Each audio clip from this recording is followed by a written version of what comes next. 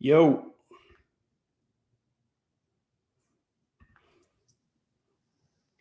What's up, my friend? KG. How you doing, man? Great. Good to see you, man. Where are you? Good to see you. I'm at my house. I guess I've never actually seen the house. Yeah, this is where I'm staying temporarily.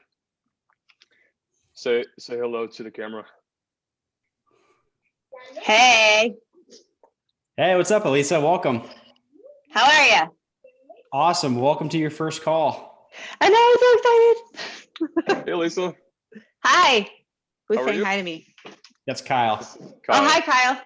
Hey, How are you? Good, good. How are you? I'm doing well. I like that Just picture gotta- behind you. Oh, thanks. Yes, my dining room picture. I'm in That's- San that's Diego, so Kyle's- That's Kyle's actual backyard. really? You're in San Diego too? Yeah. That's awesome. I'm up in Encinitas. Where are you at? Oh man, you're in the place that I want to get to. I'm actually in Talmadge. So it's Talmadge kind is of by, beautiful. yeah. Well, yeah. We're probably 3 blocks off El Cajon Boulevard, which is like the border to the straight up hood ghetto, City Heights. Gotcha. So we're ready to move. We're gonna move north of the 8, I think, as soon as Cool. our lease is up here. But it's Yeah, come up to North County. I would love to, but I have to wait a little bit longer before I move up to North County because we have a little one that we share time with, and her mom lives in Lakeside, so it's like 20 miles from here. And if I was trying to drive from Encinitas when I have to bring her to her mom's or to school if she ever goes back, that's a long drive. Yeah, so we want to move. We want to move up there. Like that's our kid's almost out of school. She has a car, kind of There end you game. go. I want to live on the cliff. So Very good. but right now we're gonna stay Central San Diego because it's close to everything. Nice. We're like 8 minutes from the beach, so I can't complain too much. There you go. Yeah, so that's awesome. What's going on, Robin? See you joined the call. How you doing? Hey, what's up, Shay? What up, buddy? Good to see you. We got Eddie on the line too. It's one of Eddie's first Academy calls as well. He's a newbie. Well, he's not a newbie, but he's new to the group. That's for sure. Sweet. And I'm sure we're going to have a bunch of latecomers trickle in here over the next few minutes, but this is going to be a fun call. I don't remember the last time you came on, Kyle. I think it was a couple of months ago, like definitely before COVID hit. So it's been a while. Oh, it was before COVID. Wow. What's up, Carlos? What's up, dude? How are you? Doing good, my friend. It's good to see you. I know you too, man.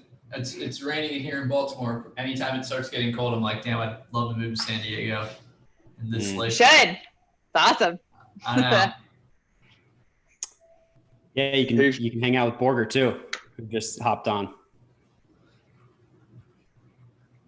I actually it's Michael, right? Michael Michael. Borger. Yep. Yeah, we connected through Facebook Messenger yesterday. So Hey, there you All are. right. hey, how's it going? I was like, oh, San Diego connect. Yep, we need to talk. Go, Michael. What's happening? Who we got here? Kyle. Kyle. Hey, what's happening, Kyle? How you doing, my friend? Doing all right. Michael, did you know Kyle back in the Fortune Builders coaching days? When he I feel worked like at we might have met. or CT Homes. Yeah, maybe back in the day, I think when they were starting to really kind of grow, and I couldn't keep track of who all the new people were. Yeah. Yeah. Well, how were you involved, Michael? I was the first Fortune Builder student in Hawaii when I was still living there, and then I was their first coach out of Hawaii. I haven't coached them for a few years now, but I was their first student to go through the program, and then their first coach out of there. Oh, very cool. Which part of Hawaii?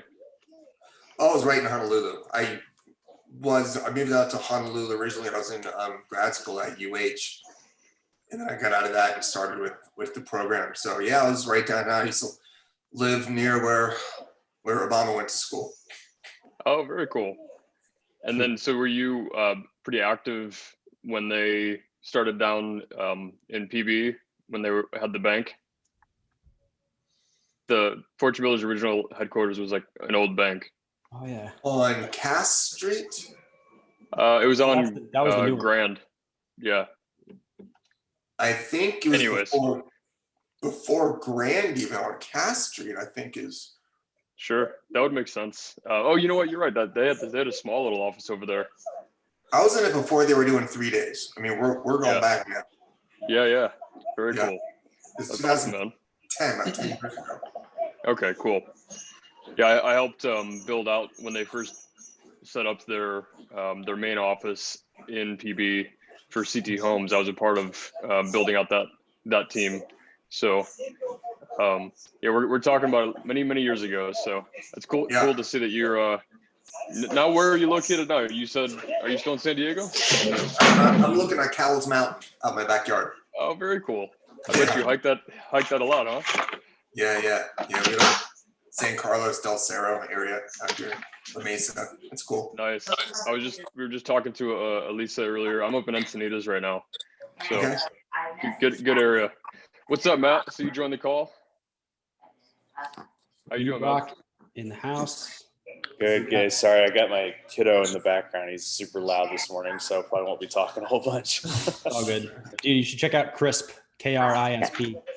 I just told What's that? mine to go grab her headphones. Well, mine's 2, so that wouldn't work. But Oh, John Whitfield's been using Crisp, and he has 3 little ones, and it's a great app that just blocks out all kid noises. It's like pretty amazing. What? Yeah, it blocks out kid noises. This called- is- It's not AI. Holy shit. Look at Crisp.ai. It's It like a basically- smart Yeah. background noise detector, So and it it runs with, filters it out. What's that, Phil? so the software, it actually runs along with, say, a Zoom or a Yeah. Teams meeting. It becomes your sound card. So like you just select that in Zoom, and then you can talk and no one will hear your background. It just picks up direct vocals. barking dogs, street and traffic noise, crying baby, keyboard click, family chatter, construction noise. Those are all great. The keyboard click is dangerous Yeah. because that's when you can hide from people that you're not really paying attention, that you're actually doing the work you want to be doing, right? Exactly. It's true. I was on a Zoom call the other day with someone, and his camera was off, and you could hear his phone going click click click click whoop, click click click whoop, like the iPhone noises. Like he had his keyboard sounds on, and I was like, dude, I'm trying to talk to you here. It's kind of annoying. Yeah, it's a real thing during COVID. That company took off because of everybody working from home. Wow, this is awesome. I'm going to do this. Yeah, absolutely. We got Justin Green in the house. We got Al. What's going on, man? Good to see you. Man, excellent, man. Feeling so good. Man, it's starting to really take off a little bit. I'm excited. Yes. Love that. Deal Machine is fire. I mean, it's always been so good for me, man. Are you submitting the properties yourself, or do you have drivers? I have one driver. I'm looking at hiring more, and I want to jump in these calls more because there's things that I have questions about. But yeah, I'm looking at hiring more. I was going to go to Enterprise, but when I was discussing with the driver I have, he's worried about people competing with him, and if I hire more people in the same county, you know what I mean? And he's doing pretty good. Like I think I have about almost 6,000 properties now, and he's probably done about 5,500 of them, And so when I talk to him, I want to kind of step it up, get more drivers, but I don't see a clear way. Like I was doing really good, and I was doing all the training, and then things started rolling a little bit. I got to close the deal. I got like 3 more deals. Then I kind of get off track. So I'm trying to get back on track so I can keep not working actually in the business, So, but your advice has been invaluable, man. This course has been ridiculous. It is so good, man. I mean, every bit of it. But yeah, I'm feeling good though. Appreciate that. It's funny when you start making a bunch of money, you forget about the work on the business stuff, right? Because the margins are so high that it feels like it's $10,000 per hour work, but really you're putting it off for another day. Because once that deal is done, where's the next deal coming from? What I'm realizing too, that there's such a process because like I'm the one that's still calling the title company, and I'm the one still like checking the property or getting the paperwork. I'm still doing so many things that I forget that you do, you know? Yeah. And because I have a VA, but she's in the Philippines. I don't know. When I spoke to one of the videos on there, what's the lady that runs a virtual lead machine? I forgot her name. Christina Kraus, or Yeah, Christine, I think that's her. Yeah, she's in the videos, one of the videos. she's in one of the lead conversion masterclass And videos. she was like, she said, have your lead managers manage your leads. Yep. You know, so I don't want to give her too many other things to do besides that. I don't really know, so I'm trying to like figure it out. You know what I'm saying? So I don't know. Not even Bro, managing, but like go make it get- possible for them. Go get a transaction coordinator. It's $250 a contract, maybe $350 max, and you pay them per contract. If you just Really? ask your local title company who the independent transaction coordinators are in the area, and like you shouldn't have to pay more than $350 to do that. I just pay them per deal. That's Per even deal. better. So Per deal. the title companies will know what I'm talking about. Independent transaction coordinator. Yeah, just say, hey, do you know any independent transaction coordinators who are working with realtors and who would be open to working with investors? And they just get a list of all of them. Oh man, it's a game changer. It'll save so much time. Like that used to be my entire business before I got really into real estate. I had a transaction coordination company. I had 9 transaction coordinators. We were charging $450 a contract, and then we went down to $350, and we had 100 to 200 deals a month that we were working. It was nuts. Wow. That's amazing. Who is speaking right now? I can't see who's talking. It's Matt. Okay. Matt B. All right. I don't have everybody on here, but thank you, man. That's Yeah. valuable because I was thinking I didn't know because I'm getting caught up in just trying to manage the closing getting done, you know. And it's always something. It'll Like, save one's going so to much probate work. now. I have a property in probate and they're calling. I'm thinking I don't want to be doing this stuff. So this is a And then great pay 'em. idea. And then pay them an extra. A lot of them also do listing management or listing launch for realtors, and then pay them an extra $150 to basically market all your properties for you on all the different social media channels. So that way they're managing the inventory. It's $150 to $200. I mean, it's going to save you so much time. Oh, you kidding me, man? 100%. Yeah. So have them manage the transaction and then also get the properties out too. Yeah. Yeah. Cool. Have you heard of virtual driving for dollars? One of the VAs that I use, he's doing that for another investor, and I'm interested in that, where they basically you hire a VA at like $5 an hour, and they just sit on Google and like drive the streets and like add any of like the distressed properties that they see in Google Drive. Are you serious? Yeah, I'm serious. that was the other thing I think we need to have a conversation about at some point, Dan, is virtual driving for dollars. Because with certain programs, I know that you can go out and it'll give you the property information, like if they're in pre-foreclosure and stuff like that. And then some of those houses are not going to look like they have any distress. Man, those are perfect for creative deals. And no wholesaler's going to go after those. I'm so on that same note, like with the driving for dollars, because I want to get in other counties, but if I can't actually get in the property, you can just never see the house and move it still, you follow me? I don't know. I'm worried with that, but yeah. Well, that's the thing about driving for dollars. I mean, you're basically relying on the physical outward signs of distress. Yeah. That makes it worthwhile for someone to say, we're going to add this property to the list. Yes. But what Matt is saying is that a lot of these properties that have the distress but don't show any outward signs, they're going to be your notice of default and so forth. And so those might end up being the creative finance structures. But the wholesalers or the people who are relying on driving for dollars aren't going to know about the properties because they're driving around looking for the the overgrown yards and the stuff on mailboxes and the boarded windows. So. Oh, it makes sense. It's like you got not geniuses. level stuff, but the underlying distress. Awesome. Well, I want to respect our guests' time today. We'll definitely do a Q&A after we talk about the agent stuff, but this is an awesome turn up. I'm glad you all are here because we're going to talk about something that I've been preaching for a while and we've had Kyle on before.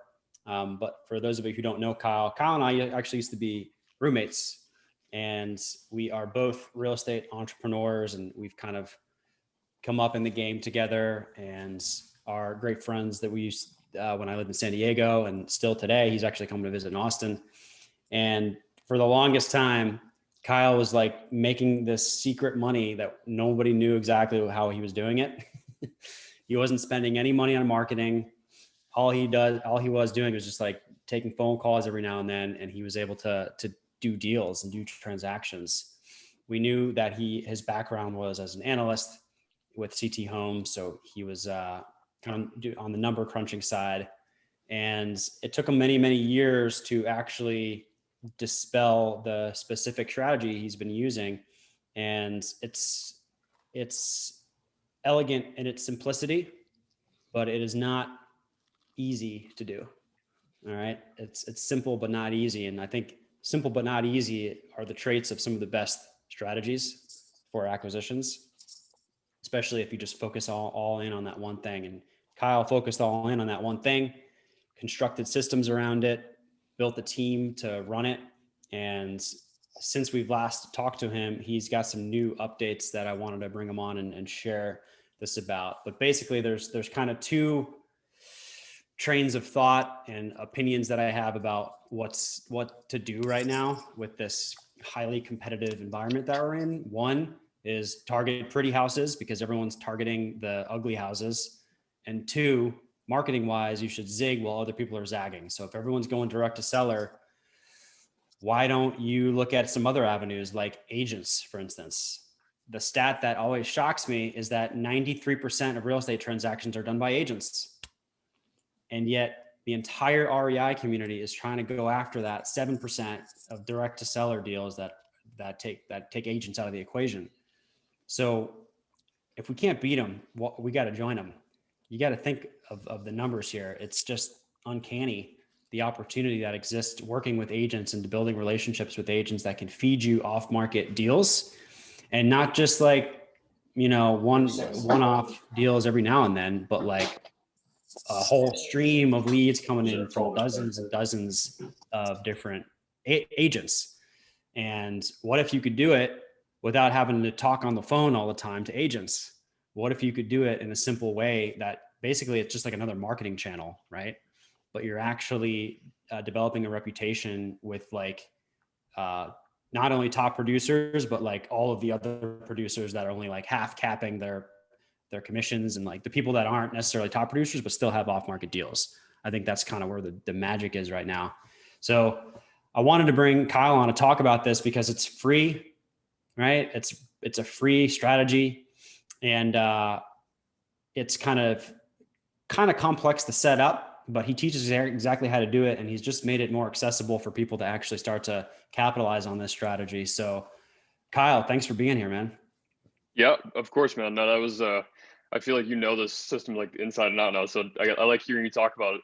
Yeah. But what we were just talking about is actually a really good segue, how you guys are talking about like virtual driving for dollars, trying to find the best deals, right? Like we're always trying to find the best deals, and there's so many different strategies. And what you're saying, Dan, I think is important to consider is that, we're not only competing with other investors who do these exact same strategies and they're going after these sellers. The agents also are going after the same exact deals because they're looking to find, homeowners that need to sell their properties, right? So we're also competing with working with agents, right? Can I see a couple people on the call, maybe like raise your hand if you guys have done deals with agents. You guys have closed successfully working with a real estate agent. See Michael's done one. Matt, what's up, Phil? He's closed the deal. How about Shay and Al? Have you guys closed any deals with agents yet? Not yet. Cool. And Alyssa? Not yet. It's Elisa. Yeah, I have. I'm sorry, lots, Elisa. actually. Okay. My first deal in Okay. San Diego was through an agent. Okay, beautiful. My first deal was through an agent, actually. My first 3 deals. That's awesome. 2011. Yeah, well, I've had lots of deals before that with agents too, but like when I did deals here for the first time, it was through agents. Very cool. Elisa, if you don't mind sharing, I'm curious what made you decide to work with agents initially? Like what was the reason that the first couple of deals were through agents?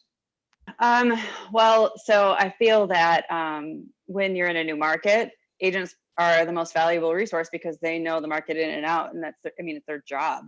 So Right. I can actually communicate with them and talk to them about what I'm trying to accomplish. And they, you know, they can steer me to the right neighborhoods and whatnot. So I figured that would be a best source to go to first, because I don't, you know, I mean, I didn't know anything about San Diego. I was finding out that, you know, you could have one block that was amazing, and, you know, you have $1 million houses, and then you have another block that's like $400,000 and there's shootings every other day, you know? So it's just like, it's so segmented here that it's crazy. And I had, you know, I didn't know anything about the real estate market here. I was still, you know, I figured coming from the Midwest, I could just jump in, you know, I'd done years of deals. I knew everything about real estate. I could just come in here. It works in every market, right? So Right. but this market was totally different. But before, when I first got started in real estate, I got started in, you know, when everything was tanking in 2007. And I was actually on board with a group who was trying to work the short sale angle. And so I was trying to work with the other agents that were, you know, to provide the listing services for our group, because, you know, you have to have it listed for a short sale. And I found that they were not as effective. And so when I got my license, and then I started just, you know, collaborating with agents, because I was an agent at that point, and they just Sure. started feeding me deals, and it was great. Yeah, that's a good point. I you know, agents definitely know the areas a lot better than, especially if you're getting into a new market. Like you said, you live in Talmadge. There's a definitely, I mean, we've done like a couple of deals over there that were like, you know, 750K and up, and then like a couple streets over, you know, you could definitely have your comps wrong. Michael, I saw that you raised your hand as well. I'm just curious if you're open to sharing how that went with you, and you know, working with agents, and kind of how that deal came about. You're still muted, buddy. Sorry. The quote of 2020. Yeah. Sorry. Oh, good. The first one, not very good. Okay. It was my very first deal, and it was a 7-figure deal, and I got out of it okay, but it was a learning experience, so we'll chalk it up to that. But then I started working with a discount broker. This is over in Oahu, who, people would go to him because he was a discount broker. They wanted to save on their listing fees, so he would naturally start attracting some of those more distressed type sellers. And so then he would slide me in, and I would flip some of those. So yeah. So his kind of market was trying to find those distressed sellers, and then you, as one of the investors that he knew, he was trying to get you involved with those deals so that he can make the deal easier. Is that right? Correct. Awesome. Yeah, that's kind of like the, you know, textbook, you know, dynamic that we're trying to go after here, where we're trying to work with agents and brokers who know the game, and they kind of are specializing in these types of deals, right?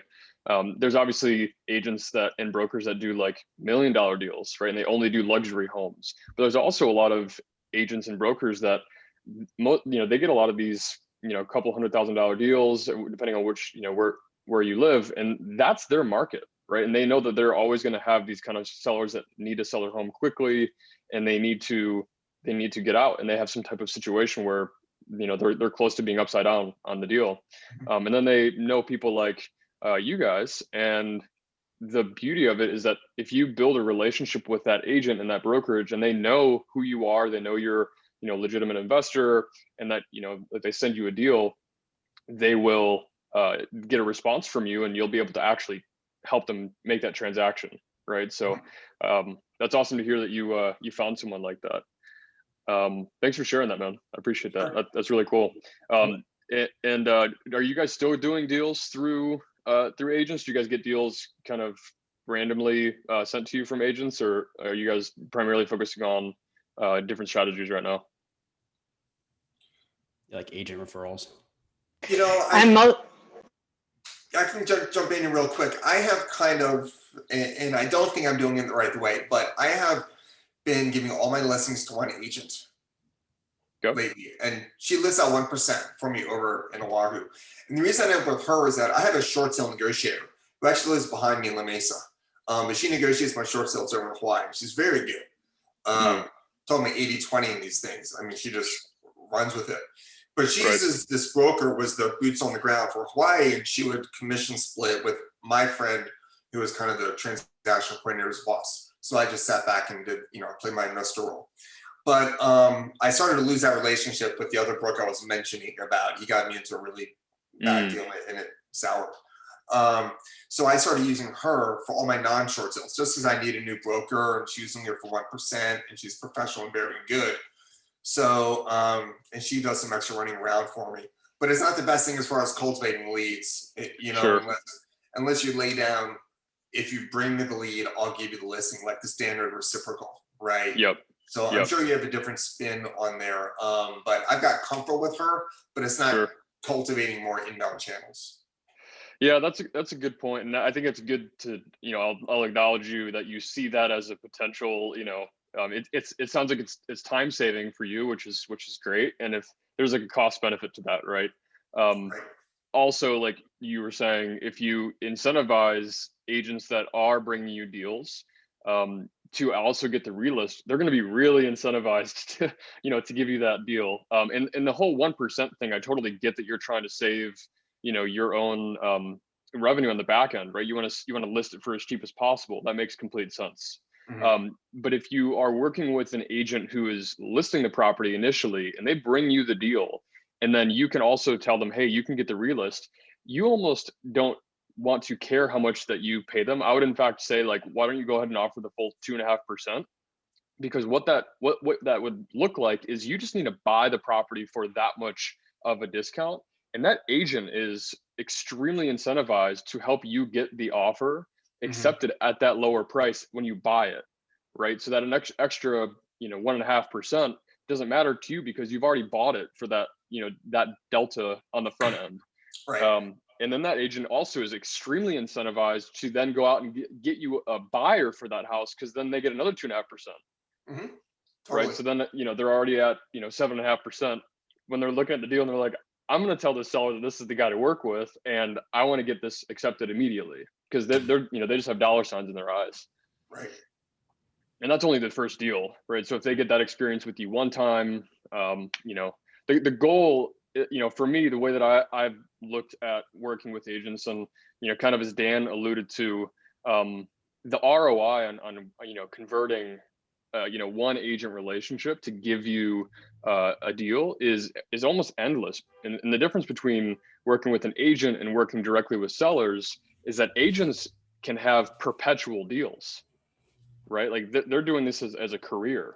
So you get a couple, let's call it even like a dozen agents, you can kind of bet on them having a deal, maybe like a deal every other year, or however infrequently, but like if those add up, right? You can get a couple dozen extra deals per year, or however big your agent base is. I kind of say like every agent is going to send at least one deal a year, and that's a good kind of to actually convert on that deal, right?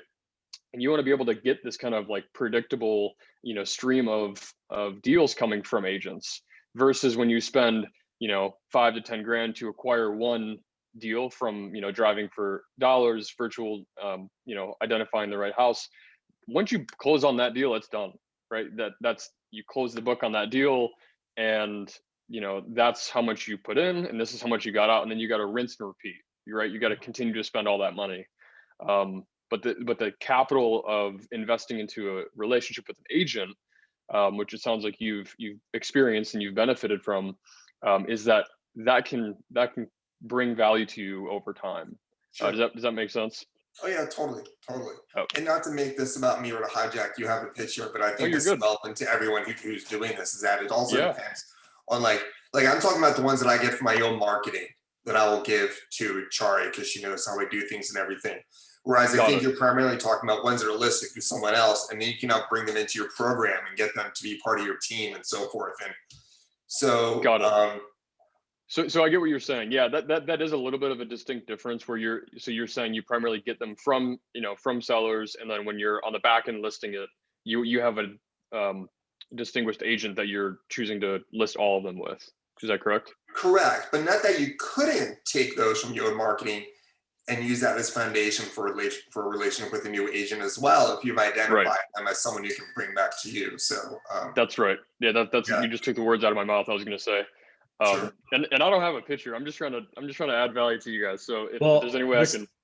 this brings Go us ahead, to the next point, which is having agents source you deals off market. And why does it, like, why would an agent give you a pocket listing to begin with? Like, let's understand the mindset behind that. Yeah, I mean that's a great point and a great question, and I think we kind of went over that a little bit with the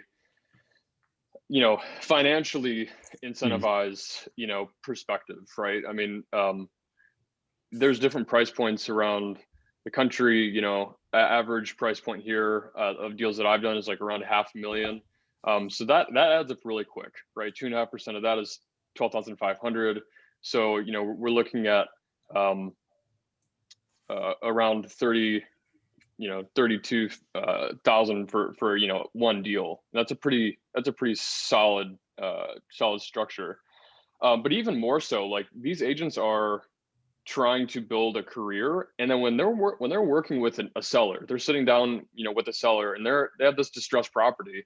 They need to feel like they can confidently say that, hey, I can help you sell this deal, right? And I know that this house is worth X amount, and there's these investors out there that want to buy this house and help. They can renovate it, and then they can make money, right? But if they don't have an investor like all of you that have already talked to them and expressed, how you work with them and understanding like what you're looking for, they're kind of just guessing. And then they got to take this house to the market. And I don't know if you guys have experienced this or heard from other agents who have, like, they have a distressed, property that a flip house that they need to take to the market. They're going to get overwhelmed with investor offers on the first day that it's listed. And I'm sure Michael and Elisa have experienced this here in San Diego, but there's like at least 10 cash offers the first day that a house is listed on the market, and it almost makes those deals like not appealing to pursue, right? Because you're kind of overwhelmed, and then the agent's overwhelmed as hell because they have to basically sift through all the people that are selling them. Like, they should work with them, whether or not the offer is legitimate. There's so much to sift through that the agent has this big challenge of, like, I don't even know how to make the right offer, because we're in an environment now today where investors are kind of even taught based through different programs that they should make an offer above everyone else with an inspection contingency built in, just so that they can get this house locked up into escrow, and then make up kind of bullshit quotes to renovation quotes to justify reducing the price while they're in escrow. But now they have the seller tied up in escrow, and they're emotionally involved, and they think that all these these estimates and these renovation things that they had no idea about, which could potentially be not even true, that they need to disclose to future sellers. It's this big mind game. So the agent has to be able to sift through that and work through that whole process. And so the value of understanding that that's the environment that we're all competing with in terms of other investors in the market. Working with an agent ahead of time and expressing to them that you will solve all of their problems. They don't have to go through all of that nonsense. They don't have to try to guess who is the top investor out of the dozens of offers that they're getting, and then waste all this time in escrow, and then also have their sellers raked over the coals.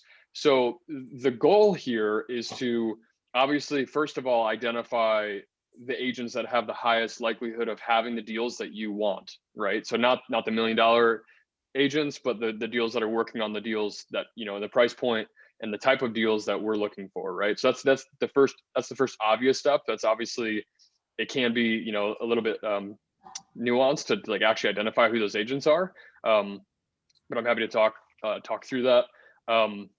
And then B is like express your value proposition, right? So this is the sales part of it, but the goal is to identify those agents and then put yourself in front of them so that they see you as the objective investor that they would want to sell these deals to before taking it to the market. Does that make sense? Sure. Cool. Yeah, and I think the biggest thing that I've experienced in people that have kind of like even haven't worked with deals, and I'm actually curious to ask a couple of people that said that they haven't done deals yet, if there's reasons why. We can dive into that in a little bit.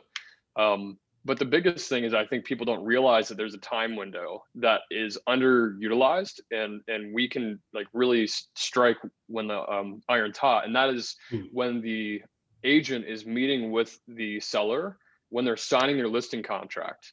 There's usually at least a couple of days, if not weeks, between the seller and the agent sitting down and saying like, okay, this is the, I'm interested in even selling my house, not even before they have a listing contract signed.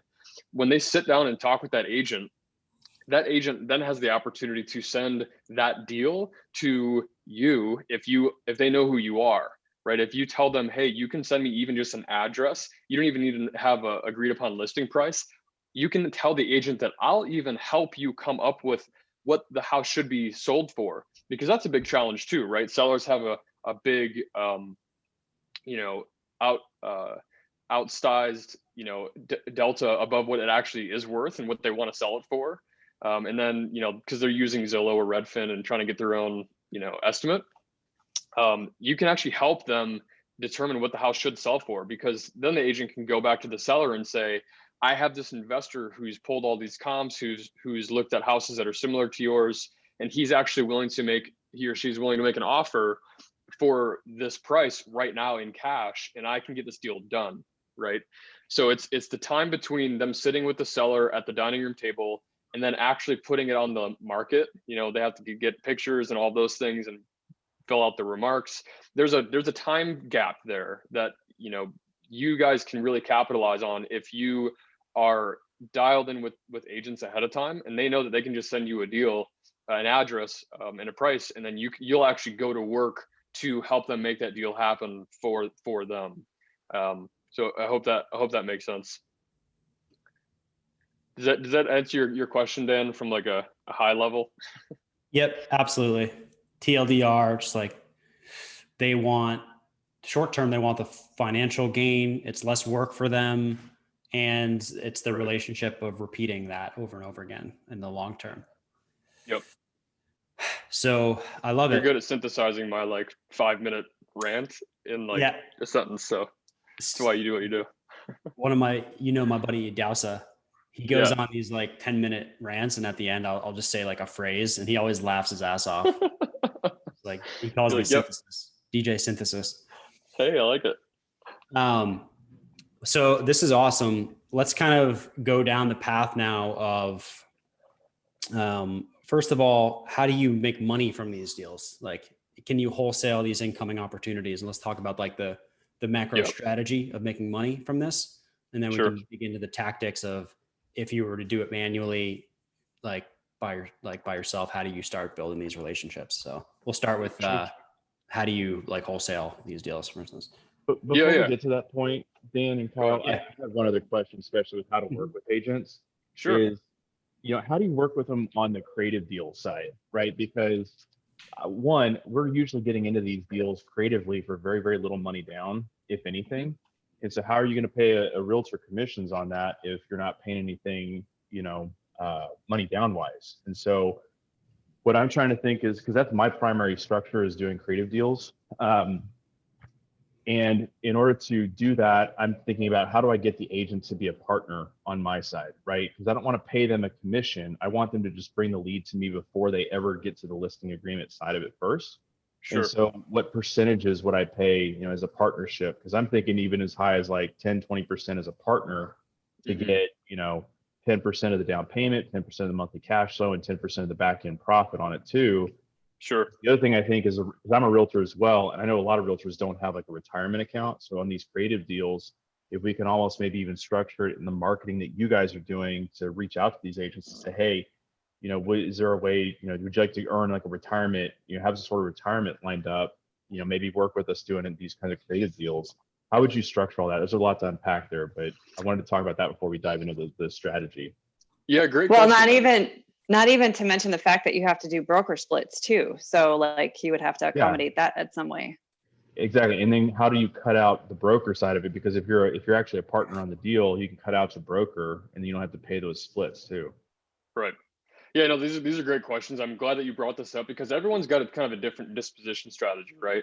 But what's important to still consider, and obviously agents are people, and I'm not trying to trivialize that, but the way to think about this is that agents are a source of deal flow, right? They are probes that are kind of going out and they're finding these sellers, right? They're having the conversations, they're spending the marketing dollars, and they're finding these qualified sellers that you guys are all also trying to find and go after, right? So they're the same sellers, and now it's just a matter of you having the conversations with them ahead of time before they find their next deal, and understanding your value proposition, whatever it is, whether you're wholesaling it, you're doing creative financing, or you're flipping houses, or you bought long-term rentals, try to do Airbnb, whatever it is. You just need to be able to express what your criteria is, and then how you could incentivize them to get into the game with you, right? So that they can see, oh, this is the value proposition that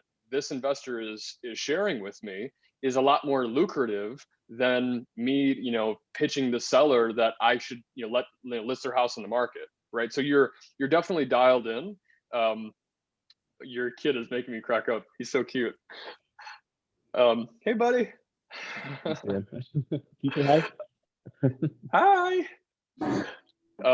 So you're definitely dialed in there where, really what matters is like your value proposition, what you can offer someone is going to be different than someone that's wholesaling a deal, right? But the source of these deals is the same for you, right? You just need to be able to position yourself in a way, really dial in like how you can incentivize them. And it sounds, based on what you just said, you sound like you are very clear on the different, strategies and percentages and ways that you can do that. And that's going to be different for everyone. But the point is that these agents have the deals that you're looking for, and they're actually competing with you on finding them, right? So why not, let's just hijack, the work, and like they've already spent all the money on finding these deals. And then now it's our job to just put ourselves in front of the agent so that when they come across their next deal, they're thinking about you and saying, you know what, like I want to send this over because it's a win-win for them. Like if they can't work out the deal with you, that's probably more lucrative for them, then they're still going to list it on the market, right? So you're kind of like giving them this extra like step of like, hey, I can make way more money on this deal. So you're just giving them a better opportunity, right? Does that answer your question? Yeah, it does to a degree. I'm trying to also think about how best to, I mean, that makes perfect sense from the standpoint of like, once you've already built a rapport with them, right? But from the standpoint of actually getting them to send you the leads, you have to build a rapport with them first to show that you can actually perform on this stuff. And totally. On the creative deal side, my concern is a lot of times these agents, they have no clue what they're doing creative deal structuring wise. And normally what they'll do is they're going to try and dissuade their seller from doing that, because they only know one thing. It's like take a cash offer, one that has a conventional loan, right? Yep. And so most of the time when I'm doing a creative deal and there's an agent involved, I have to tell them, I'll pay you your commission if you'll get the F out of the way and don't even let me talk to the seller directly. Sure. And so how do I work around that with sure. this sort of thing and then get them on board to sending me more deals like totally. Yeah, I think so. This is kind of like more of a meta strategy. So the first thing I would say to that is the primary initial objective is getting agents sending you deals and addresses, period. Right? Like that is the first thing that we need to focus on. And it's not, the first thing is not for every agent that you talk to understand how creative financing works, because that's just an uphill battle that I'm not expecting you to ever win. But the thing that I want to focus on here is the first part, which is getting agents to actually send you those deals in the first place. And then once a deal is in your inbox, and once you actually can talk about that deal with that agent, now it's just a matter of how well is your offer packaged, how good are you at delivering it, right? How is your proposition structured in a way where like almost any agent could understand this, right? So sometimes like we gotta kind of climb an uphill battle. Like you said, like a lot of agents, the bar to be an agent is kind of, not very high in a lot of places. So we're not always working, with these types of deals. But like what you were saying, make it as simple as possible. And if like the goal is to say like, hey, I'll just pay you a flat, straight up flat fee to let me help explain things to your seller, they probably don't want to be in the way anyways. So like if you kind of lead with that, and that's just how you and your company structure deals, is like, hey, the way that we work is I'll pay you X flat fee. I'll actually come in because I've been doing this for however many years and however many deals. I know how to sell every seller on this in a way that they can understand it. And then they can be on the call or whatever, but like you're doing the selling on the deal. But I would probably just make it very simple of a value proposition to the agent in a way that they see, okay, I know I'm getting paid X just from bringing this deal to him, and letting him negotiate directly with the seller, and I don't have to do anything. And then if there is a sale on the back end, they could potentially get the listing. I would work on that. Like second. But the first objective would be to get the agents to send you these deals, right? And in that capacity, something I just want to share with this entire group is that the point is that you need to be in front of the agents in general. And if you're not currently in front of any agents, and agents don't see you as an investor, period, you're just missing out on all of these deals, right? So the main objective is to get in front of agents at a high volume. And for some perspective, I do this with a very small team. I have around 7,000 agents that I keep up with. And so just the fact that I've started conversations with agents at that volume as an investor, just plain and simple, they associate my name as a real estate investor. If they have deals, and if I've done my job of like really basically explaining that I'm interested in these types of properties, the likelihood of them sending me a deal is infinitely more than if I've never talked to them, right? Then it becomes a matter of, once they've sent me an address and a price, now I gotta work on converting that. And then that just comes down to sales, right? So I feel like I've answered that to the best of my ability. Do you feel a little more clear on that, Matt? Yeah, 100%. And I'll attest to the fact that, we're doing what you're talking about. Definitely 100% works. I mean, we're getting leads from agents and stuff. That's where we're falling down is on the conversion side of it, right? And to get them to allow us to talk to the sellers directly and everything. So yeah, I mean, 100% the program works. Yeah, so I appreciate that. I'd be happy if you want to shoot me an email to talk a little bit more on this. This is more of like a sales conversion thing. And I don't know how you offer, what you do and like how that all looks. But there's ways to position your offer. I mean, you can make like a beautiful PDF, like multi-page thing explaining it. Like the degree of your professionalism really starts to have a high correlation to your closing conversion ratio. And so like the more of a figure of authority and the more professional like the presentation looks, especially if you're going to get into more complicated sales, if you will, that changes pretty much everything. Because then people, like all the limiting beliefs kind of go away. And then how you can convert them, it gets scalable if you can package it in the right way that they don't have to ask all these questions, right? And you probably have a lot of data that you can build something really cool with that from all of the conversations that you've been having and all the ways that it sounds like how to answer all these objections. So yeah, if you want to, I'm happy to just jam a little bit more on this. Take down my email. It's Kyle@autopilotdeals.com. Yep, I just posted that in the.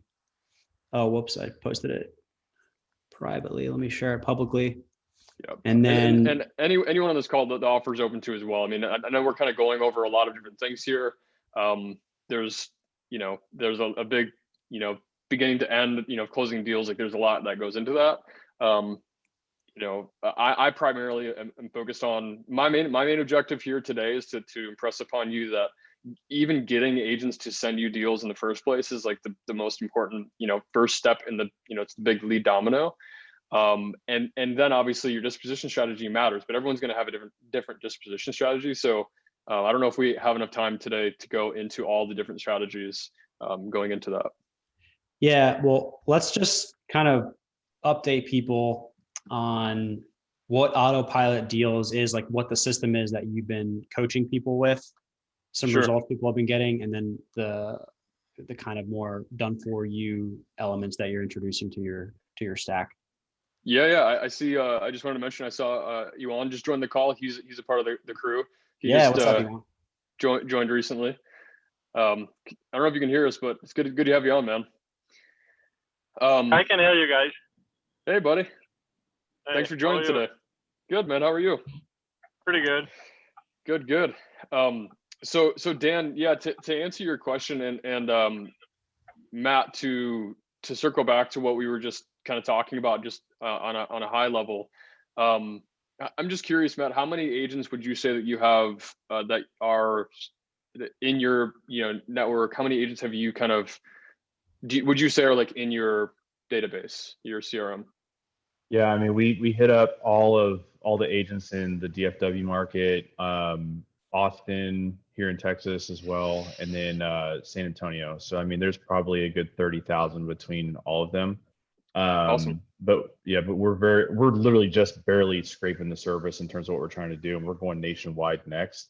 And so that's why I'm on this call, is to talk, find out from you how we can scale that nationwide, so we can get a list of agents from every market we're in, and then just hit them all up, and then I can have VAs manage the whole process of talking to them, at least to get things coming in, and then the VAs will talk to the agents to get the info that we need, and if it turns into something that we actually want to do, then we'll put an acquisition manager on it, right? So yeah, I mean, but I mean, like I said, we're literally just starting on this thing, and we're already getting, deals getting sent to us left and right. Most of them don't work for what we're trying to do, but it's a good sign that we're at least getting them to send stuff to us. Absolutely. Yeah. That's like what I would say, that's a lead indicator, that like, that's a KPI that you want to be tracking, is like how many deals are being sent to you. And then the next lead indicator that I want to ask you is, how many deals are you closing out of the deals that are being sent to you? Like, how many deals have you done after emailing 30,000 agents? Oh, dude, we literally just got started. We're doing a beta test of like maybe 5,000 agents right now, and we haven't closed any just yet, but we're getting, I think we've gotten probably 15 deals out of that just to look at in the last month. So none of them turned into anything, but that's okay. Not yet. So, but you've emailed 5,000 agents. Is that correct? Yeah, that's about right. Once. Yeah. No, well, we've done it one every Friday is what we're doing. Is we're sending an email every Friday. A new batch or the same 5,000? No, so we're splitting it. Oh no, we actually are hitting it just the same batch. Once every Friday. And what's the email that you're sending them? I feel like I'm giving you a challenge while you're kids are. Good. It's so, I mean, we basically are just sending. I've got some scripts that we were using. It's similar to the ones I've seen that you've had before. Okay. So we were actually on your free challenge that cool. you had the last time, and we took that and ran with it. Workshop. Agent launch. Yeah. Awesome. Cool. Yeah. So this is cool. And this is a good kind of case study to talk about. So what we teach about in Agent Autopilot is basically, how do we take you from zero, or, having some type of small base, like Matt's saying 5,000, I think that he has a potential, very underutilized, base of agents there. It's like, when you even have 5,000 people that you're talking to, how do you convert those into deals, right? And it really does matter what you say to them, how you nurture those contacts to actually get those off-market deals, right? It's like, it's not an accident that agents want to send you deals. And so I've really dialed in how to position yourself, how to keep up with them, how to incentivize them once they're already in your database, how to actually get them to send you more deals. So 15 deals since you just started out is a pretty good initial thing to review. And in my experience, just general numbers, for every like 10 deals that get sent to me, I try to convert at least one. So like for every 10 addresses sent, it's like one closed deal. And that's a pretty decent metric, especially if you're being choosy. you know, you want to have a pretty decent return on that, right? So what this agent autopilot system is that has allowed for me to only work with agents to get, you know, a couple dozen deals a year, and not have to spend money on any other marketing, is really the capacity of building these relationships in a systematic way, so that, you know, obviously, like, the easy way is to say, hey, there's 30,000 agents, let's just email all of them at once, and then hopefully that'll trickle in deals, right? And that might work in the short term, but what we're talking about here is building a systematic, reliable way for these agents for you to build relationships with the agents at the moment that it has the highest likelihood of that agent to want to build a relationship with you. And this is something that I call event-based marketing. And it's a little bit, you know, nuanced, which we probably won't be able to have time to go into this, but in one of my backgrounds is psychology and persuasion and understanding how, you know, people want to make decisions, right? And what we want to achieve here for everyone on the call is when you are approaching an agent, no matter what your strategy is, your disposition strategy, you want to have a high likability, and you also want to be basically the answer to whatever their current challenge is. So when an agent is doing a deal, or when an agent has you know, a deal coming up, and you approach them at that point, that is the most, you know, leveraged point of interaction that you could have with them, that would then in their mind make you the solution to their problems. Does that make sense? Cool. I got some head nods. So yeah, I mean, that's kind of the goal. And so I've built it out in a strategic way where we're basically going after agents on you know, the entire market is the goal. But, you know, really what it comes down to is, you know, is the house on the market, right? Is the house in escrow? Was the house, you know, sold like last year, right? There's all of these different potential, you know, has the house been sitting on the market for 30 days, right? Like, there's all of these different scenarios that come into playing on how you approach the conversation with the agent. And you can have these systems set up where it's automatically, you know, filtering them into their respective buckets, where, you know, depending on the listing status and depending on, you know, the stage of the deal that the agent is in, you will approach it in a different way. So I have about 18 different kind of sequences, if you will, that, depending on a couple of different variables, the type of, you know, agent that we're working with, they will be filtered into these different scenarios. And everything is, you know, I've A/B tested, you know, what to say, how to say it, when to say it, like all of these things for the past 6 years. So I've really dialed in, like, what is the exact thing that, you know, will get you the highest likelihood of an agent sending you a deal before they take it to market. And even if it's on the market, you know, actually getting a deal that, you know, I've negotiated deals 50 to 100 grand under list price, simply because the agent, you know, knew that I was an investor, and I built the rapport with them in the right way. So there's even, obviously, those are the deals. Those are kind of like the ones that you're not going to bet on, but those happen too, right? So that's in a nutshell, the goal here is to build a pipeline of deals that is effectively free. And I think Dan kind of alluded to this earlier, where, you know, most people spend, I don't know how much you guys spend, but I've heard anywhere from 5 to 15 grand a month just on different mail campaigns. Michael, I'm curious what your current marketing spend is a month. Right now, it's not that much. I have been converting, like a lot of us, into text message marketing, combining with some direct mail. But I haven't done like here's a list of 5,000 and send out 5,000 letters. I haven't done that for a while. My leads right now have been coming through a little bit of text, but getting a little bit more SEO lately. Got it. And how many deals a month are you closing? You know, right now, really only about one, because I'm mainly flipping in one of the highest price markets in the country. Yeah. So, you know, I might do a month. I might go a month where I don't flip the deal. So I'm trying to get into lower markets and work. Then he'll make 400 grand the next month on one deal. Yeah. Awesome. Matt, how about you? Just curious. It sounds like you're doing this kind of on a wider geographical scale. Yeah, we're mostly doing JV deals with people, so we're trying to close anywhere from, you know, 10 to 15 a month. And how much are you spending a month to acquire, or I guess either how much is your overall marketing costs? It's about $3,300 a closing. Per closing. So, okay. So then you're in the 30 to 40 something thousand range per month.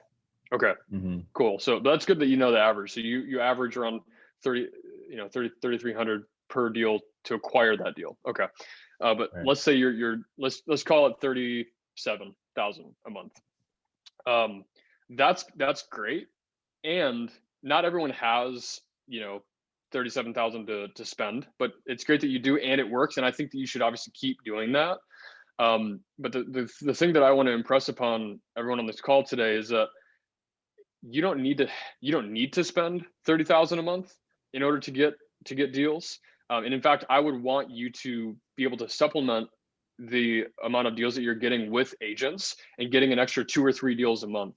And the beauty of it is that, I only spend, with like publicly available, really easy to use, software that, anyone can currently access. And I do this all through email. So I don't have like a huge team that like does calls and all this stuff. Like everything is dialed in through email, because it's, in my opinion, it's like the highest leverage of our time. We can go through 20 to 30 emails a day pretty quickly, right? So we spend maybe, I think, $100 or $200 a month to keep up with 7,000 agents, and then that can predictably bring in 2 to 3 deals on the low end of deals per month. So that's a pretty awesome ROI, especially if you don't have 30K a month, or even if you do, like, you might as well spend a couple $100 to keep up with a pipeline that could be fruitful for you. And then how much money do you make per deal on average, Matt?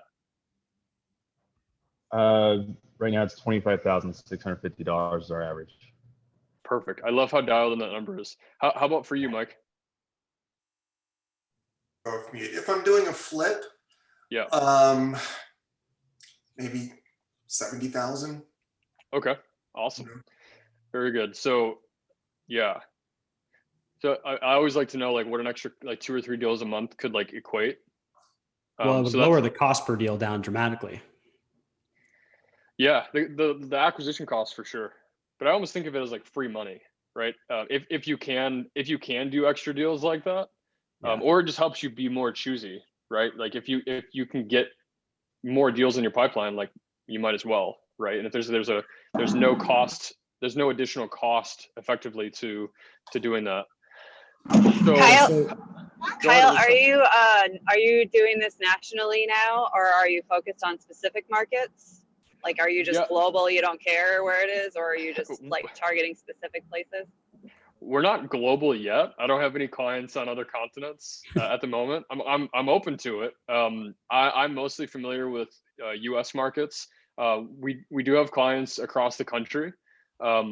We have clients that they're in multiple markets. So this works everywhere that we've, in the entire United States, it should work, unless you're in like a completely, remote place where there's only like, 10 houses on the market at any given time. Even then it probably would work, but you're just not going to get, the volume that you could get if you're in a decently sized, market. But everywhere is relative. Does that answer your question, Lisa? Yeah. So yeah, absolutely. Thank you. Cool. So I also did this. I went through Kyle's program. Kyle, do you mind if I kind of give an overview of my experience in it, and then of course, man, talk about. Yeah, I thought it was a cool experience getting you set up. And then we'll talk about what you've been working on, because sure. All right. So here's the thing. I'm going to sneeze real quick. Bless you. Excuse me. So with autopilot deals, which he's calling it now, the premise is we use the MLS as our data feed, right? Instead of going to list source to pull seller lists, you're using the MLS to pull filtered agent leads, but not like all agents, but like a specific targeted agent. And he walks you through how to do that, and how to use your local MLS, and how to do this, get the spreadsheet out. There's a fair amount of list management that goes into this that I didn't really get into it, because I just wanted to see the quick results. But within a few emails that I sent out, to these agents using a tool that basically connects to your Gmail. So it looks like it's coming from you directly. I was getting like leads instantly, same day, from these like no-named realtors that just had like something that he was working on with the seller, and he wanted to tell me about it because nobody else is like these. You got to realize that most realtors aren't like relationship builders, even though that's like the nature of the job. So when someone approaches them like that and you look like you're legit, then they replied. And so I kind of tracked that over the next week. And I think after all was said and done, I got like 10 off-market leads, some of which I referred out to my partners in Baltimore. Didn't really follow up on it though. You know, like anything, you need to consistently do this. And then Kyle's program takes it to the next level where you can hire a VA that does all the back and forth with these agents over email. And so if they want to call you, there's a script for how to keep them on email. And if they have more questions about how you like how you're representing the deal, then there's a script for that. And he's like mapped everything out so you could just outsource all of this communication without actually getting on the phone, which is brilliant, because that's the biggest hurdle investors have, is like you don't want to be haggling with, you know, Nancy the realtor all day. So the email kind of takes care of that. And what I found though is that like if you don't dedicate like time to this each week and do it consistently, it's not gonna yield you as much fruit as you need, because I feel like it's compounding effects, because the more realtors know who you are, the more deals you do with them, the more deals you're going to get in return. And so there's a little bit of a startup cost to this in terms of the learning curve of how to set this up and how to manage the lists and how to filter and how to program in sequences and stuff. However, I've been egging Kyle on for many months now of saying like, dude, this strategy is gold, but people are not technical enough to do it themselves. Start like a done for you service that just does this for people. And so that, I don't know if I described it exactly as what it actually is, but Kyle's been working on such a thing. So why don't you kind of fill in the gaps of what I just described, Kyle, and share what you've been working on? Yeah. So what you just explained is a very common experience that, you know, when people start this process, like it definitely works. Like and we've already talked about it today, like people on this call, they've already gotten deals from agents. Like it makes you know, it definitely works. But the point is to get this so that it works consistently, right? And it does take time. It takes time to, you know, build the process. This is not like an overnight, you know, solution to everything. Although when I did this at the beginning, you know, the first emails that I sent out, I think I did like 2 or 3 deals within the next like week or two. So it can definitely give you a lot of quick results in that capacity. But the point is like, if we're going to be in real estate and we're going to be doing this long term, like let's make this work, you know, for the longevity of our business. So through all of the clients that I've worked with, the biggest thing that I've, like you said, Dan, I've been asked is to like, if we can help them actually do it, because it does take time, and it does actually, you know, it is kind of nuanced where, like you said, it's simple, but it's not easy. Yeah. And that's actually a good thing, right? Like if it was easy, then everyone would do it, and this would be an oversaturated channel. And the point is that it's actually kind of challenging to build relationships, and it kind of has been hard for, you know, over the last 6 years to like figure out like, how can I compete with, you know, no offense, Matt, but like I didn't have 30K a month to spend on my marketing, so like I had to figure out how to compete with guys like you, right? By the way, I don't have that money. That's all coming from other investors who are paying me to do the marketing for them. Okay, that's fair. That's fair. But the point is that there are so many people like you and the investors that you work with that are in every market, right? And like I know a guy that spends 50 grand a month just on direct mail in San Diego.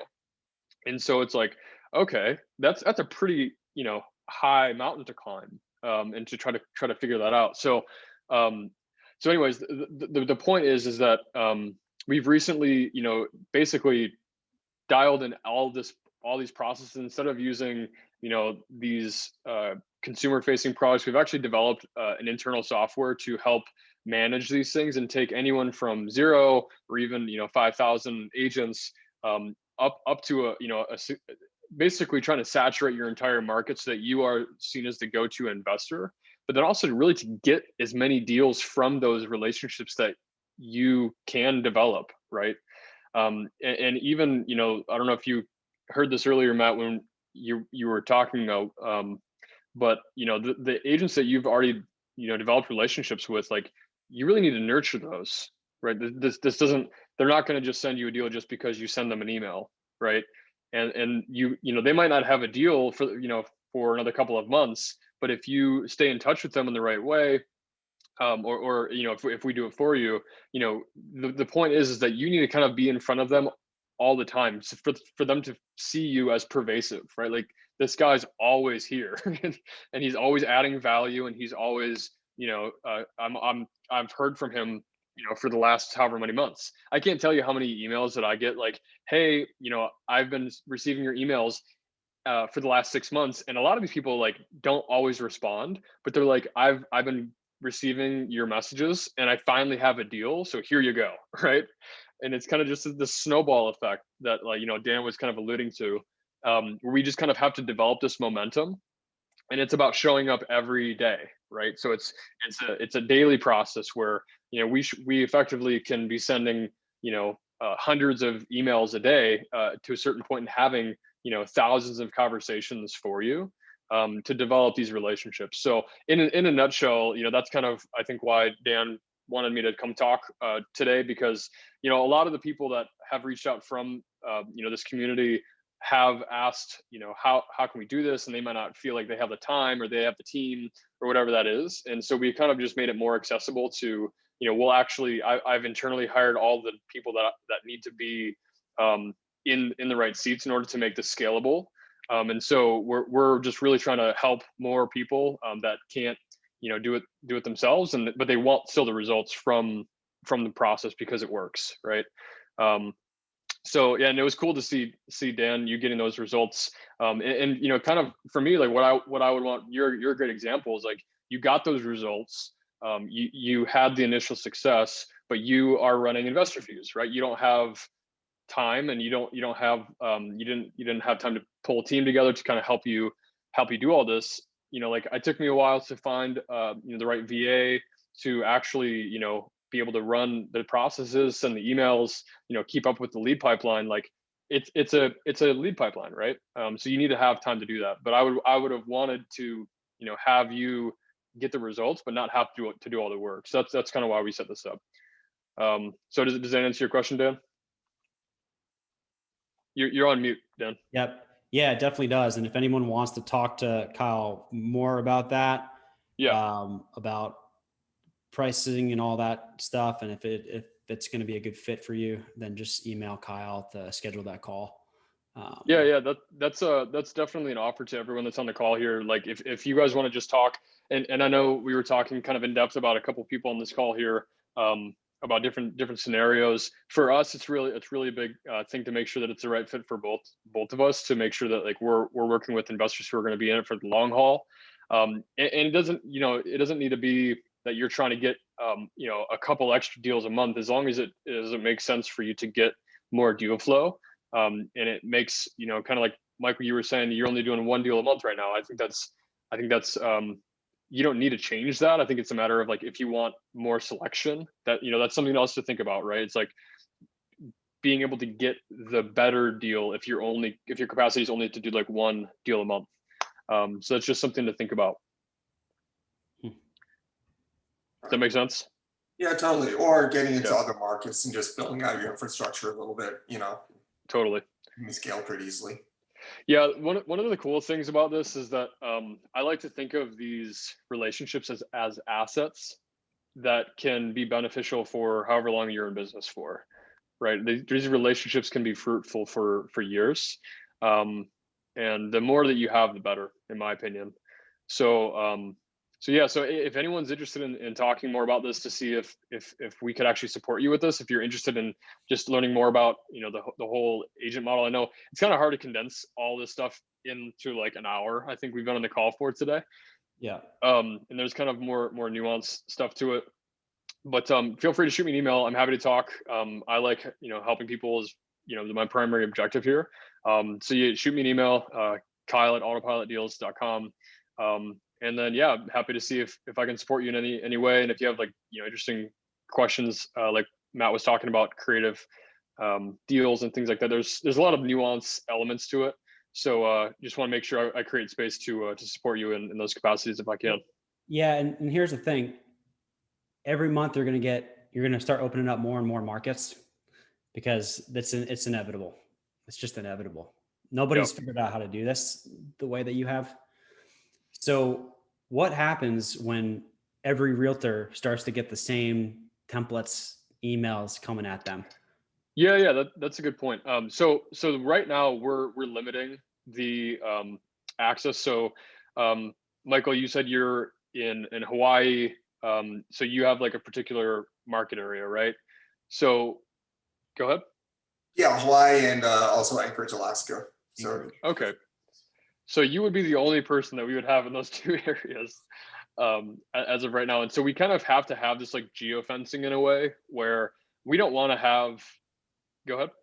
Can I think, yes, I agree what you're saying, but I think what Dan's was asking is, what if all of a sudden 1,000 agents get the same email from Michael Borger? Is that what you were asking, Dan? No, I'm saying if 4 other investors send the same email. Oh, so he was answering your question. Okay. Yeah. Gotcha. Like handling once this strategy gets even more accessible to more people, kind of like with cold calling and texting, like there's a heavy limiting returns, and maybe that's just more of a reason to like get this going now.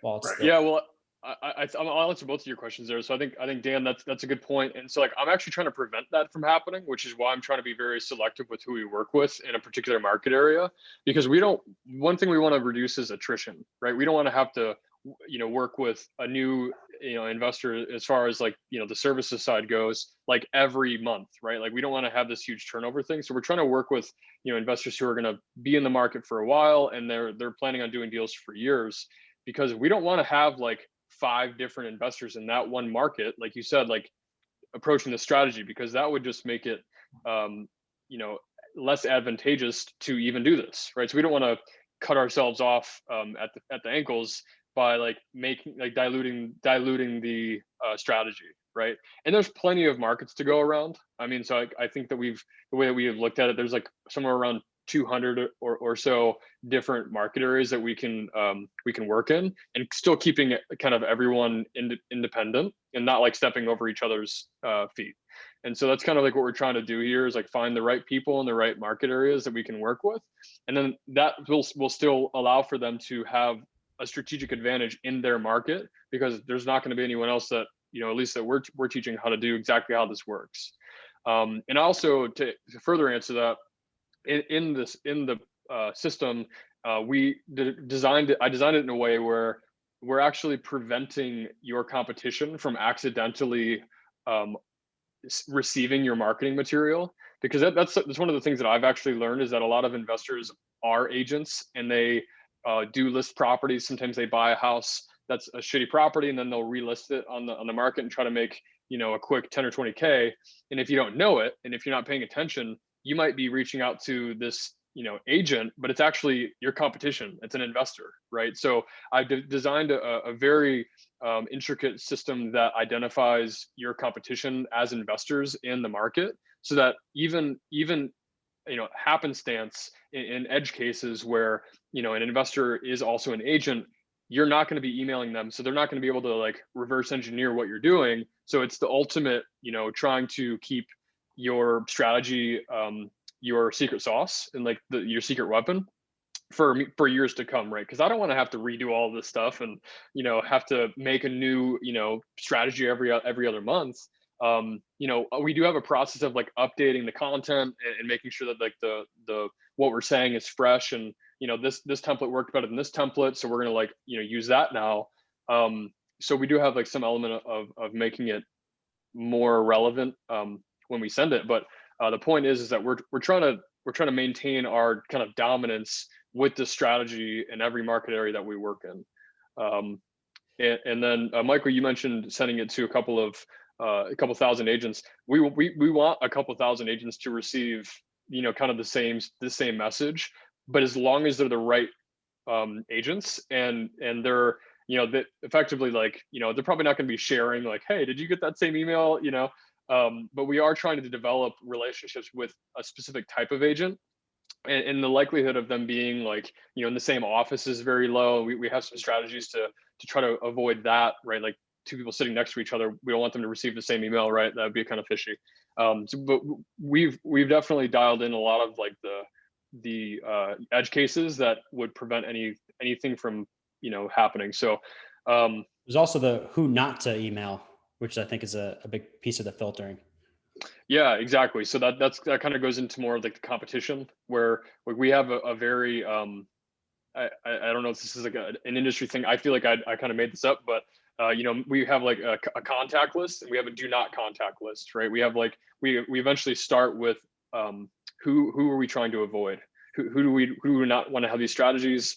And even like, you know, who are the agents that we don't want to work with? Because I think what's important is actually working with people that we enjoy talking to. So, yeah.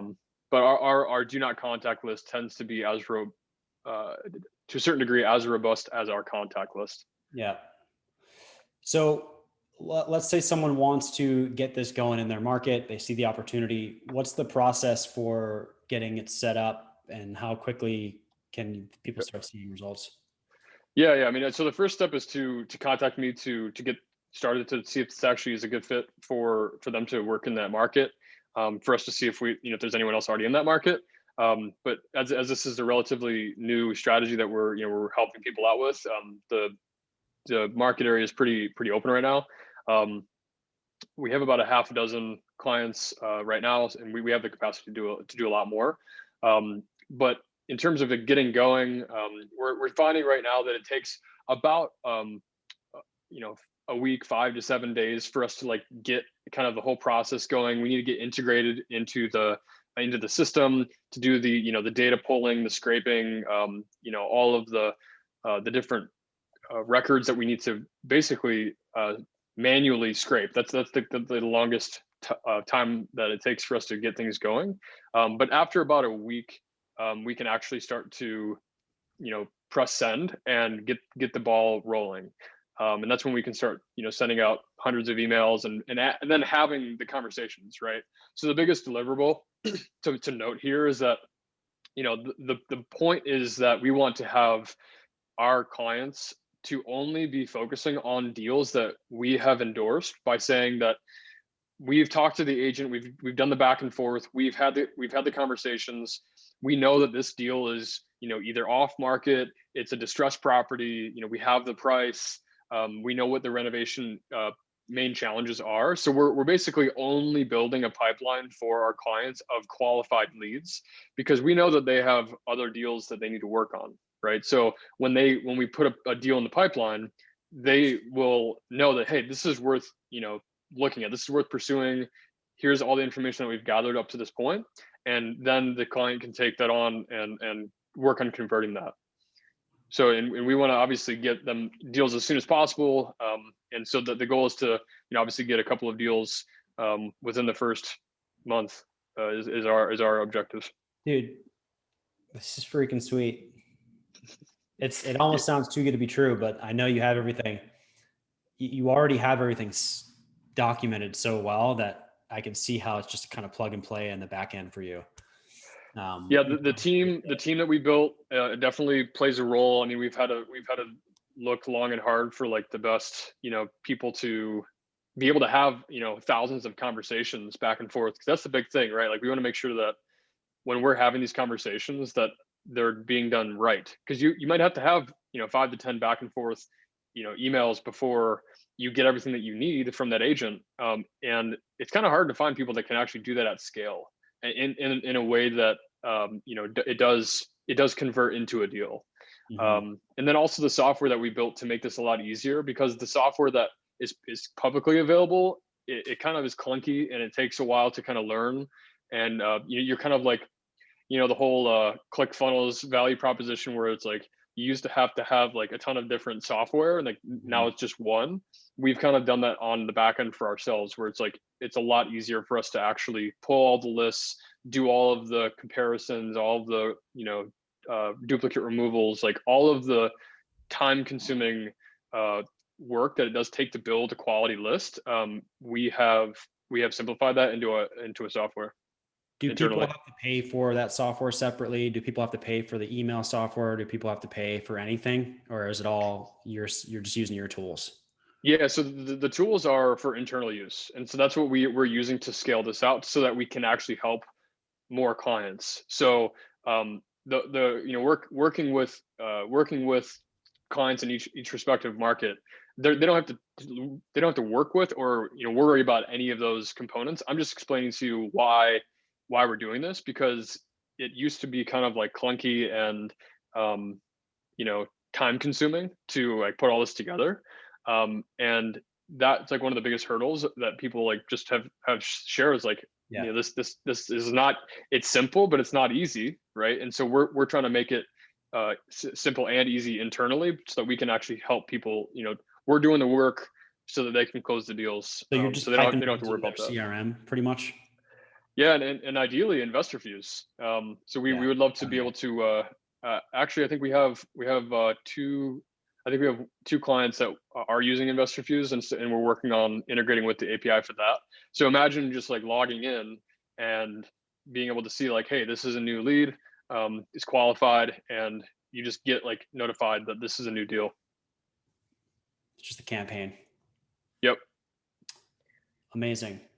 So explain sort of the ongoing component, and then I'll open it up for questions you guys have.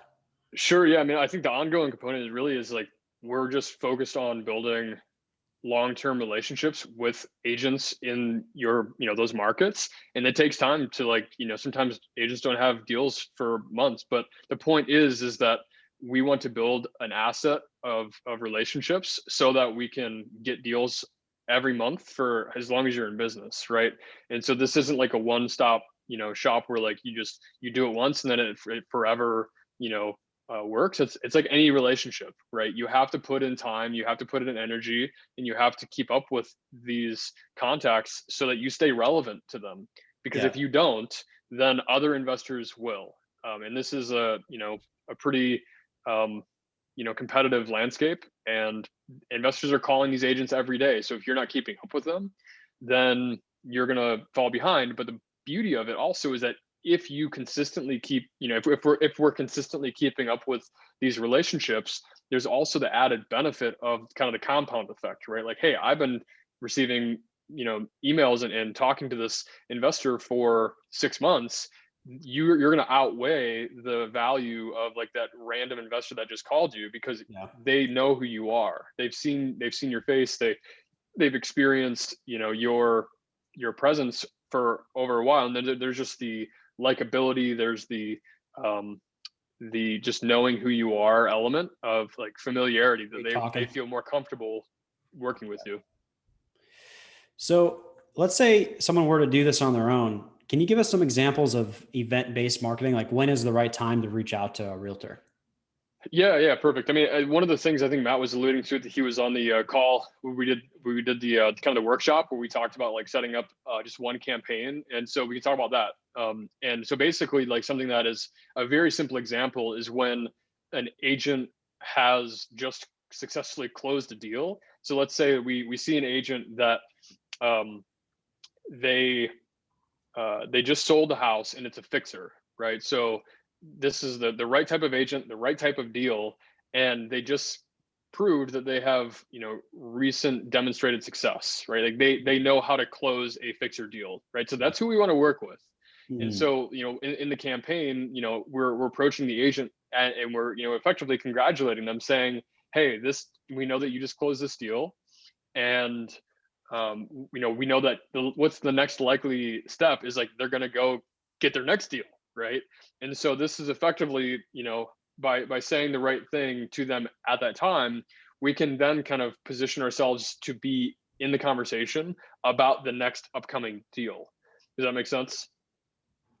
So the event is they're closing on that house, and then we're trying to be relevant to them when that event occurs, so that we can then capitalize on the time frame between them, so having a successfully closed deal. And then if they're a career agent, they're going to go out and hunt for the next deal, or they might even already have another one coming up because they don't want to have their pipeline, be dry. So you want to be in the conversation for their next upcoming deal. And that's an example of event-based marketing with that. But it also comes down to, saying the right thing, approaching them in the right way. And then obviously, like, we talked about earlier, as Jordan Belfort calls it, wrapping your package. You gotta be dialed in and how you present yourself. So that's an example of event-based marketing. And then there's also the sort of following up, and there's the synchronicity of reaching out to someone at the right time, just because you're proactively staying in front of them. And that's also part of what you provide. Yeah. I mean, this whole event thing, there's so many different events that we can talk about. So like an agent lists the house on the market, their house goes into escrow, their house falls out of escrow, the price changes, they update the remarks because they found a new major issue with the deal. Like, there's so many elements that we could talk about that are triggers on our end, on the back end, that instigate a new conversation. And that can be effectively, like, think of it as little touch points, right? Like, if you have one agent relationship and you're literally in front of them at every single one of these, inflection points of their career, effectively, you almost immediately become like the figure of authority, and the person that they see is like, hey, this is the guy that I want to work with to move forward, because he's literally everywhere all the time, right?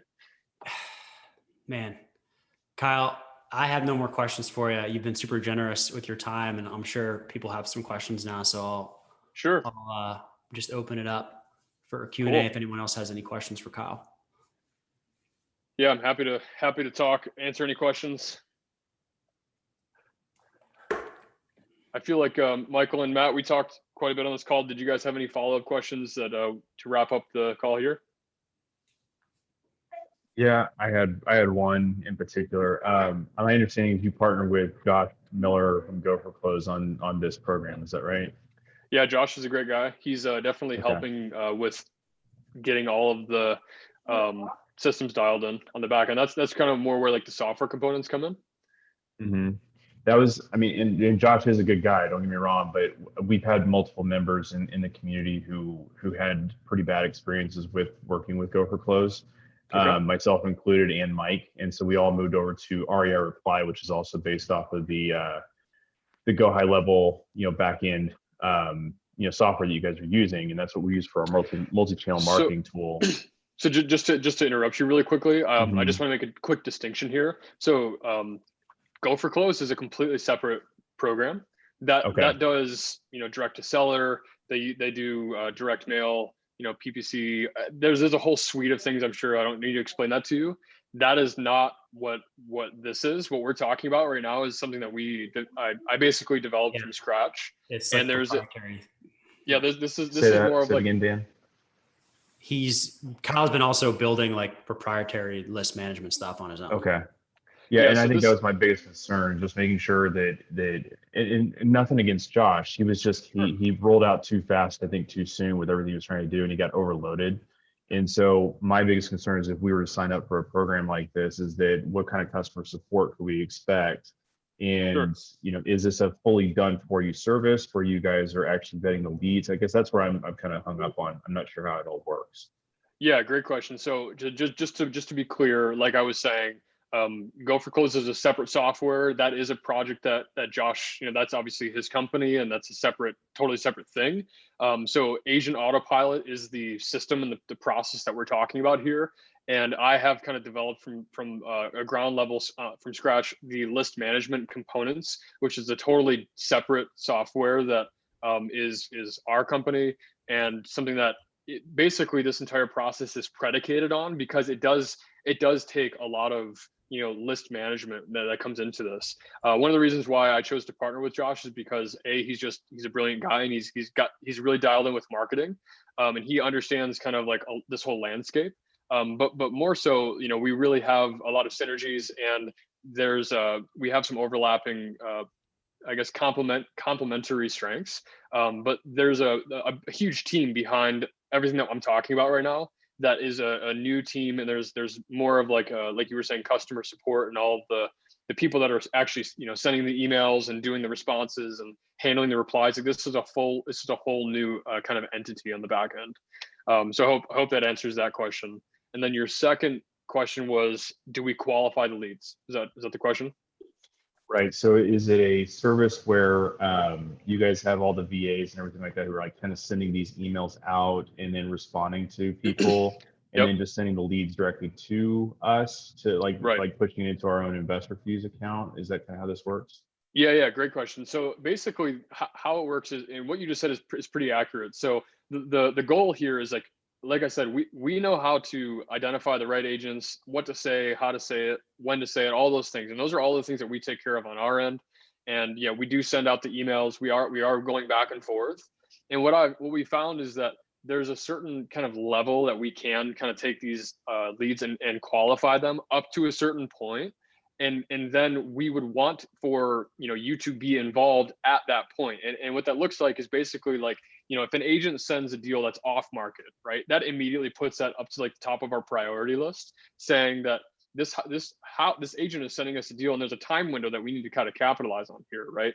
So we try to get more information. We try to get what the price is. We try to get what the damages are, as much information as we can to kind of say like, is this a qualified lead or not? But if it's an off-market lead, that immediately kind of prioritizes it. So we have certain time windows that we operate by based on the priority status of the lead, right? So we have one client that wants to be notified immediately if a house is off market, right? Even if the agent just says like, hey, I have an off-market deal, we should talk about it. They want to be notified immediately so that they can call them, because they know, and they're actually a past client of mine, and they know that you want to be the first one to call, and if you're not, like, someone else is going to call right away, so there's these elements of we try to gather as much information. But if a house is on the market, we try to definitely get a price. But if the agent's like, the price is just the list price, we're going to disqualify that deal, because that's not, in our opinion, a high value lead, and it's probably not worth your time, because most houses that are on the market, if they don't give us a deal, we call it deal price, it's not worth actually pursuing that deal. As far as time goes, you might be able to negotiate that deal down 10 to 20 grand, but it's not going to be the smoking deal that you're trying to get, right? And so we need to kind of disqualify as many of those leads as we can, so that the 10 to 20 deals that we're talking about, like, we want to get 10 addresses that have a high likelihood of closing for you to actually get that one deal. We would rather you just have those 10 leads in your pipeline versus like 30 and that you got to kind of sift through, right? So we always want to have the time that you're investing into these leads to have the highest possible return. So we qualify the leads up to that point of saying, hey, we've done everything that we can, and based on the timing of this lead and the status, we should put it in front of Matt, right? And it seems like it's similar to like cold callers will send you like basic requirements of what a lead is, and then we have to kind of bring it across the finish line. Yep. Yeah, that's a good analogy. Let me ask something to jump in there, because I think Matt was probably about to ask the same question, was when you guys are doing that qualification, where is that script and how tweakable is that script per client? Because someone they're just running a wholesaling machine out of Topeka, Kansas, ARV times 0.7 minus rehab all day long, right? Yeah, good question. Different. Somebody's doing owner finance, like wraps, like Matt does a lot, and I'm working with Matt on for some of these things. Yeah, we're going to lose a lot of potential deals if these VAs are screening, knowing one way to talk to people. Yeah, good question. So I want to make a clarifying point there, is that we're not, running comps, and we're not like trying to do the ARV analysis. I used to do that, and that definitely has value. But in terms of scaling, just like you said, I know we missed out on deals because we passed on deals, right? Because of the price that they're saying it doesn't make sense, and like based on these comps, like it's not a good deal. But I've had too many experiences where once I get on the phone with the agent, we can actually work on the price to be lower, right? So 20 to 50K lower, and then all of a sudden it's a deal, right? So the point is that we're not trying to do an in-depth analysis. If we get a price, if it's an off-market deal, that immediately should go to you. I mean, the point is like there's a qualified lead, and this agent and seller are still in discovery mode, and they're willing to sell it to an investor. We should get you in front of them as soon as possible. But if they do have a price, and and it's on the market, we're going to say like, hey, is there any flexibility? Is there a room for negotiation on this deal? And often we can get a lower number than the list price, and depending on how much lower, then we say like, okay, it's probably worth getting in front of you. But we want to have the highest amount of leads that are qualified to as much as we can. But for reference, we're not making phone calls. This is all over email. So the first touch point of a relationship experience for a voice call would be when you pick up the lead. And so there's no scripts there, but we're doing everything that we can to get as many qualified leads into the pipeline as possible, up to the point where I would want you guys to make the pass or fail discretion that these leads need to have, right? Like, can you actually make a deal here? Right, with you. But could they push the envelope and say something like you're getting a number from them, where they say, okay, noted, by the way, is your seller or client open to selling on terms? Yeah, no, for sure. Yeah, yes. The answer to that is yes. And that would be just a differentiation of like what your disposition strategy is, right?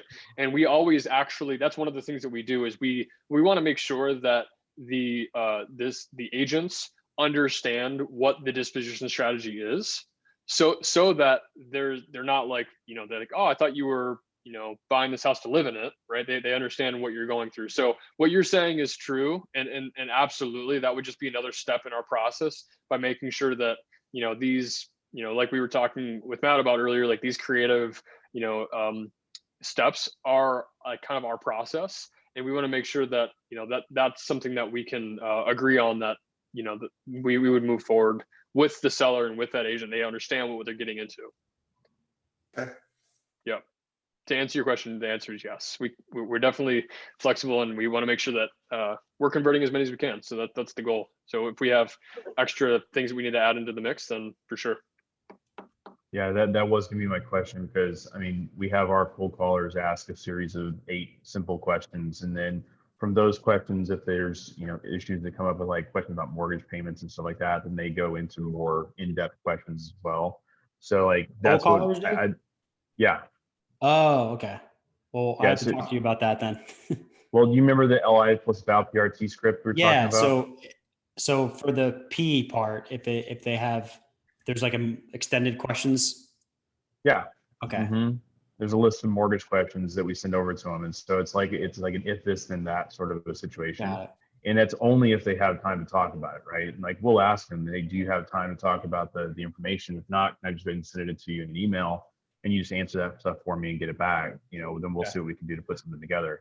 I would want an email, like something similar like that, to go out, except instead of saying, is it listed with an agent, which is the first question, right? The first question would be, do you have any other offers on the table currently, right? And then the rest is like, are you have any other investors that you're talking to? And then the other ones would be the other 6 questions that we've got. Sure.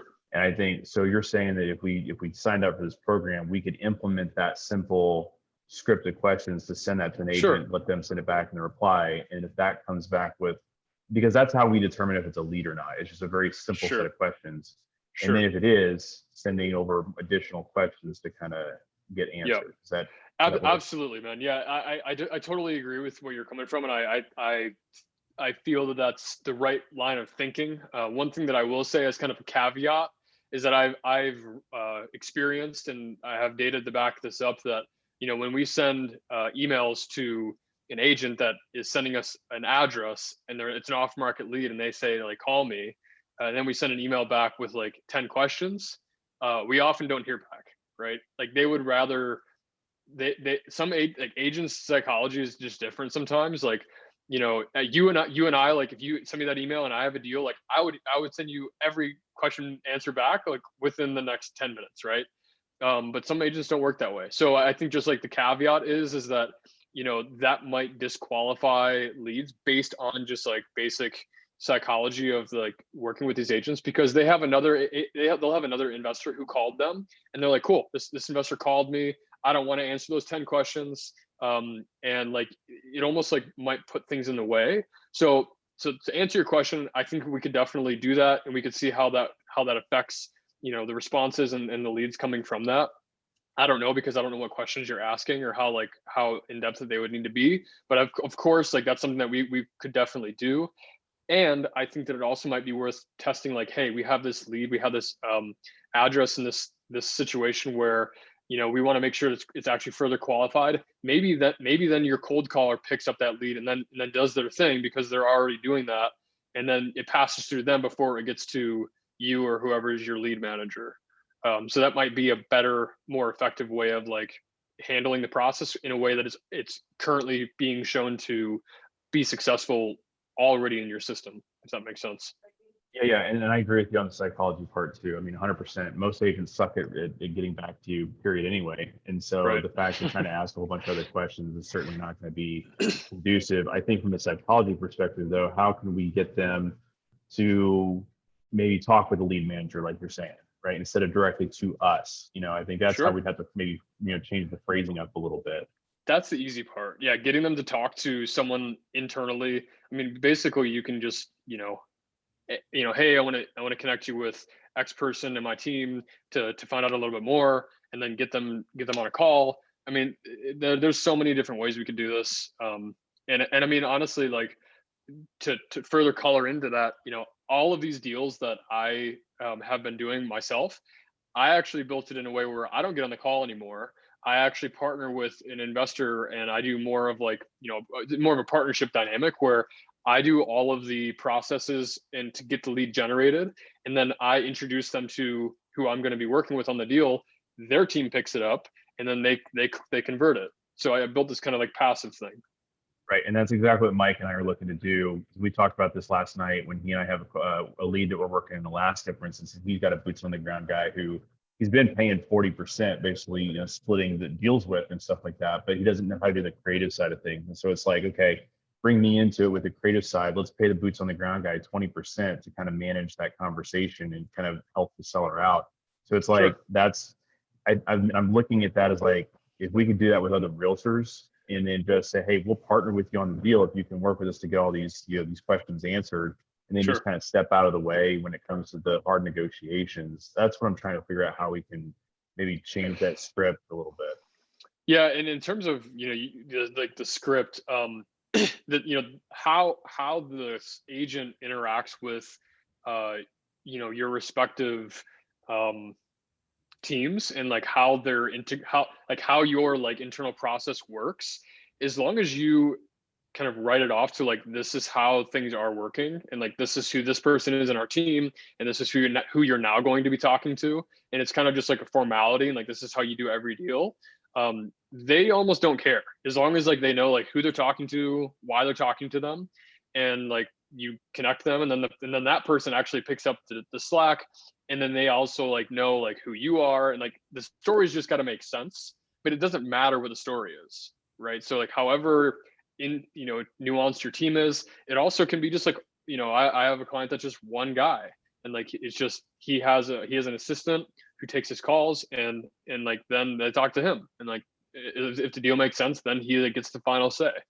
So it doesn't matter like how it works internally on your end. All that matters is that you guide the agent through the process so that they know like what's happening, right?